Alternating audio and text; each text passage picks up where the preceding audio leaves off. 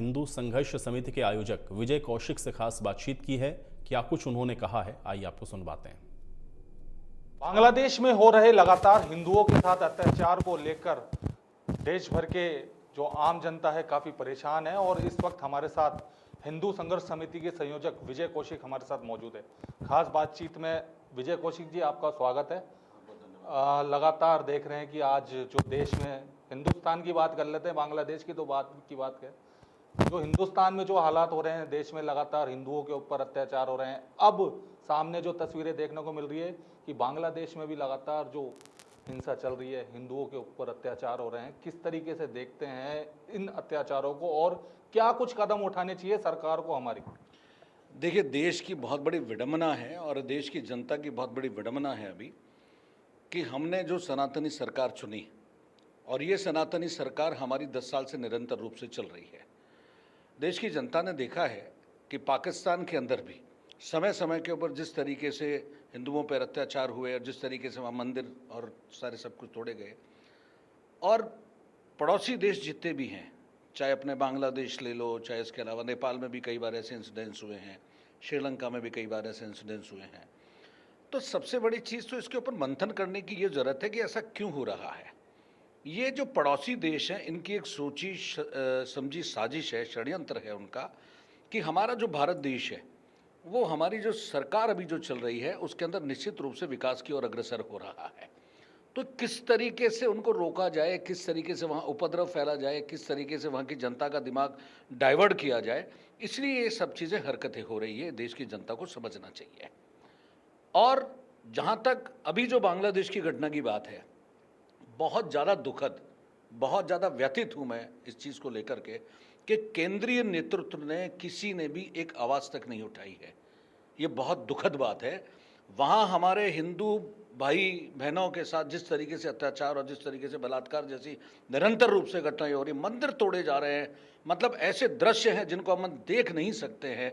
हिंदुस्तान की जनता बहुत आहत है, वो बहुत चुप है कि साहब इस तरीके से कोई इंसिडेंस दोबारा नहीं हो। सरकार को समय रहते कुछ कठोर कदम उठाने चाहिए जिससे हम लोगों की जो भावना है वो आहत नहीं हो, क्योंकि हम लोगों ने एक सनातनी सरकार को चुना है तो उनकी नैतिक जिम्मेदारी है कि वो कुछ कठोर कदम उठाएं। अगर ऐसा समय रहते नहीं हुआ तो निश्चित रूप से आप ये मान के चलिएगा कि एक बगावत एक हिंदुस्तान के अंदर एक आवाज़ लेगी, जैसा 1947 के अंदर जो बंटवारा हुआ था। मुझे जैसा लग रहा है कि 2047 तक आते आते ऐसा कुछ नहीं हो जाए। विजय कौशिक जी, केंद्र तो समय आने पर अपनी आवाज़ बुलंद करेगी और इस जो ये फैसला लेती हुई नजर आएगी बांग्लादेश के जो हिंदू वहाँ जो फंसे हुए हैं, लेकिन इस देश में भी जिस तरीके से गैर कानूनी तरीके से जो लोग रह रहे हैं बांग्लादेशी, क्या उनको भी क्या इस देश से बाहर निकालने की ज़रूरत है? क्योंकि आपने पिछले समय में देखा होगा, कोलकाता में देख लीजिए, क्योंकि बांग्लादेशी गुपचुप से आते हैं और नकली आधार कार्ड, अपने जो पूरे डॉक्यूमेंट्स है वो बनाते हैं। देखिए, जिस तरीके से भारत देश के अंदर 15 से 20 करोड़ लोग, 15 से 20 करोड़ लोग जो हैं वो अनैतिक रूप से, मतलब जिनका कोई आधार नहीं है वो रह रहे हैं और वही लोग इस तरीके की चीज़ों को अंजाम दे रहे हैं। तो भारत सरकार को सीसीए, एनआरसीए और जिस तरीके के जो भी उन्होंने नियम कायदे लागू किए थे पहले, उनको तुरंत प्रभाव से लागू करना चाहिए और जो लोग हमारे देश के अंदर उपद्रव फैलाने वाले लोग हैं उनको चिन्हित करके भारत के बाहर खदेड़ देना चाहिए उनको। और मैं फिर कह रहा हूँ, मैं ना 15-20 दिन से, महीने भर से जिस तरीके से हम लोग इंसिडेंट्स देख रहे हैं और आज जो आपके चैनल के माध्यम से जो मैं देश की जनता को एक संदेश देना चाहता हूँ, अब हमें चुप नहीं बैठना है, अब रण होगा। और अभी भी अगर चुप बैठे तो निश्चित रूप से आप ये मान के चलिएगा कि हमारी जो संतानें हैं वो हमें गालियां देगी कि हमारे बाप दादाओं ने हमारे लिए कुछ नहीं किया। आप क्या समझते हैं, क्योंकि लगातार इस देश में भी एक विशेष जो जाति है उनकी जनसंख्या बढ़ रही है, सीए भी पिछले दिनों लागू हुआ है, किस तरीके से समझते हैं उसको? देखिए, देश की जनता संपूर्ण तरीके से देख रही है कि जिस समय देश आज़ाद हुआ था उस समय किसकी कितनी जनसंख्या थी और अब कितनी हो गई है। पाकिस्तान के अंदर किसकी कितनी जनसंख्या थी और अब वहाँ क्या रह गई है। तो इसलिए देश की जनगणना के आधार के ऊपर देश की जनगणना होनी चाहिए। मैं फिर कह रहा हूँ आपसे, जिससे ये जो अल्पसंख्यक का जो तबका है ना वो दूर हो जाए, क्योंकि उन लोगों को जो सुख सुविधा मिल रही है, ऐसा टैक्स का पैसा हम दें, टैक्स का पैसा मैक्सिमम हम लोग देते हैं, हम लोग मतलब हम लोग टैक्स का पैसा वो लोग नहीं देते हैं, इतिहास उठा के देख लिया जाए इस चीज़ का। और हमारे टैक्स के पैसे से वो लोग ऐशो आराम करते हैं, पूरी सुख सुविधाएं उनको दी जाती है, मदरसों में पैसा दिया जाता है। इस तरीके की सुख सुविधाएं निश्चित रूप से बंद होनी चाहिए। क्यों नहीं बंद करती है सरकार? हमारे पैसे से वो लोग ऐशो आराम कर रहे हैं, कितना टैक्स पेड वो लोग हैं। बहुत सारी चीजें ऐसी है जो हमारे मन में है। सरकार के पास इन सब चीजों के आंकड़े हैं जो हमने लिखित में दे रखे हैं। और ठीक है, आप सब लोग यहां रह रहे हो, बहुत सारी चीजें जिनका बदलाव होना निश्चित रूप से तय है। लैंड जिहाद, लव जिहाद, इस तरीके के निश्चित रूप से हमारे को नीचा दिखाने के लिए जिस तरीके से उनके अलगाववादी लोग या जो भी यहाँ उपद्रव फैलाते हैं, बहुत सारी चीजों पे अंकुश लगना चाहिए। हिंदू की प्रॉपर्टी दूसरा आदमी क्यों खरीदेगा? पाबंदी होनी चाहिए, नहीं खरीदेगा। पलायन, हिंदू पलायन कर रहे हैं, क्यों कर रहे हैं?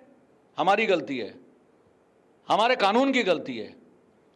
कुछ ना कुछ संशोधन होने चाहिए जिससे बहुत सारी चीजों पर अंकुश लगेगा। और अगर ऐसा निरंतर रूप से चलता रहा तो मैं आपको फिर कह रहा हूं, 1947 के जैसे 2047 तक आते आते हिंदुस्तान का निश्चित रूप से बंटवारा तय है। विजय कौशिक जी, आप तो लगातार विभिन्न बड़े संगठनों के साथ आपने हिंदुओं के लिए काम किया है, संगठन के लिए काम किया है, अलग अलग शहरों में गए, आप हिंदुओं के लिए लड़ाइयाँ लड़ी हैं। इस देश के माहौल के बारे में अगर बात करें तो किस तरीके का माहौल है, क्या कुछ बदलाव होने चाहिए? देखिए, सन 99 से लेकर के और मैं आज तक बहुत सारे हिंदुवादी संगठनों के लिए काम कर रहा हूँ। मैंने माननीय प्रवीण तोगड़िया जी से बहुत कुछ सीखा। मैंने कमलेश तिवारी जी के साथ बहुत काम किया। चंद्र प्रकाश कौशिक जी जो हिंदू महासभा के राष्ट्रीय अध्यक्ष रहे, उनके साथ मैंने काफ़ी काम किया। देश के ऐसे 18 से 19 संगठन हैं जिनके लिए मैंने काम किया, और 16 से 17 संगठन ऐसे हैं जिनके साथ मैं आज भी काम कर रहा हूँ, जिनसे मेरा व्यक्तिगत जुड़ाव है। मैंने जो देखा और जो मैंने महसूस किया, हमारी जो सनातनी सरकार है वो पूर्ण रूप से बहुमत में पिछले 10 साल से थी ना। ये पूरे देश की जनता ने देखा है। ये सब चीज़ें उसी समय हो जानी चाहिए थी। अब किसी चीज़ का कुछ भी नहीं हो सकता, कुछ भी नहीं हो सकता। जो करना है वो हमें करना है, जो करना है वो हमें तय करना है, जो तय करना है वो हमें तय करना है। आप इस चीज़ से अंदाज़ा लगा लीजिए कि पूरे विश्व के अंदर 58 देश मुस्लिम, बांग्लादेश के अंदर झगड़ा पंगा फसाद जो भी कुछ हुआ, कहाँ शरण पे आई? वो हिंदुओं के पास शरण पे आई है। हिंदू तो हमेशा शरण देने वाले लोग हैं। सनातन ने तो हमेशा शरण दी है लोगों को। तो इसलिए क्या है कि हम लोग हमेशा संतोषी हैं, लेकिन हमारे संतोष को वो लोग उपद्रव के रूप में हमें आक्रोशित नहीं करें। अगर जिस दिन ये आक्रोश हमारे मनों में, हमारे दिल से, हमारे जहन में जिस दिन पूरी तरीके से आ जाएगा, उस दिन बहुत बड़ा बम्बारमेंट होगा। इसलिए हम सबको यही कहते हैं, सुख चैन अमन शांति से जियो, हमारा देश उन्नति करे, हमारा देश विकास करे, हमारे देश के अंदर जितने भी युवा साथी हैं वो अपना जीवन यापन सुख शांति से करें, और जितने भी हमारी महिलाएं हैं वो सुरक्षित रूप से यहाँ अपना जीवन व्यतीत करें। किसी भी तरह का किसी भी कौम में कोई भय नहीं हो। अगर किसी भी कौम में किसी भी तरह का कोई भय पैदा करने की कोई कोशिश कर रहा है तो पूरे देश की जनता जानती है, पूरे विश्व की जनता जानती है कि वो कौन सी कौम है। आज इस्लाम जो है, इस्लाम ने जो देश में किया पहले, वो पढ़ाने में क्या आपत्ति है? क्यों आपत्ति है पूरे देश के अंदर कि इस्लाम ने क्या किया और पहले क्या हुआ क्या नहीं हुआ? क्यों नहीं पढ़ने देना चाहते हमारे बच्चों? बिल्कुल पढ़ाना चाहिए, जिससे हमें ज्ञान होगा कि हमारे साथ पहले क्या हुआ था और अब आगे क्या होगा, हमारे पूर्वजों ने क्या किया। इस तरीके के ग्रंथ जो चीज़ें लिखी हुई है, उन सब चीज़ों का ज्ञान होना चाहिए। एक आखिरी सवाल है विजय कौशिक जी, अब जो बांग्लादेश में जो हिंदू फंसे हैं, क्या आप तो बड़े हिंदू संगठन से हैं, क्या उनके लिए कुछ आप करेंगे मदद वगैरह, और कुछ प्रदर्शन वगैरह कुछ है आपके माइंड में? कुछ आगे रोड मैप हमारा क्लियर कट है। 5-7 दिन का इंतजार करते हैं, उसके बाद में पूरे देश भर के जितने हिंदुवादी संगठन हैं उनकी एक दिल्ली में मीटिंग कॉल करने का एक कार्यक्रम हमारा बन रहा है, जिसके अंदर जो भी संगठन आएंगे उनका स्वागत है। और उसके बाद में तय करेंगे कि हम लोगों को क्या करना है, और तय वही है कि अब आर पार की लड़ाई होगी। क्योंकि जिस तरीके से बांग्लादेश में हुआ, जिस तरीके से अभी अन्य देशों में भी हुआ कि मुस्लिम जो देश हैं वहाँ पे एट ए टाइम कब्जा हो गया। देखिए, ये इस पूरे 10 साल के अंदर ऐसा तीसरा इंसिडेंस है कि जिसके प्रधानमंत्री देश छोड़ के गए हैं। और वो मुस्लिम देश है, तो हमारे को इससे सीखना चाहिए। लोगों ने देखा है कि जिस तरीके से प्राइम मिनिस्टर देश छोड़ के जा रहा है, राष्ट्रपति देश छोड़ के जा रहा है, वहाँ के लोग उसके एरोप्लेन में और हवाई जहाज में लटक लटक करके जा रहे हैं। ऐसा नहीं होने देंगे हिंदुस्तान के अंदर। आप चिंता मत करें, अभी हम लोग जिंदा हैं, हमारा सनातन जिंदा है और हमारी भावनाएं जिंदा है। जब तक हम लोग जिंदा है ऐसा नहीं होने देंगे। जिस दिन हम लोग खत्म हो जाएंगे उसके बाद में जो भी कुछ होगा देखा जाएगा। ये थे विजय कौशिक, हिंदू संघर्ष समिति के संयोजक। सीधे तौर पर कहना है कि जिस तरीके से बांग्लादेश में जो हिंदू फंसे हुए हैं, सरकार उनको बाहर निकालने की कोशिश करे, अन्यथा आगामी दिनों में जो हिंदुस्तान के जितने भी जो हिंदू संगठन काम कर रहे हैं वो आगामी दिनों में एक मीटिंग करेंगे और इसको लेकर एक बड़ा प्रदर्शन, एक आंदोलन करते हुए सीधे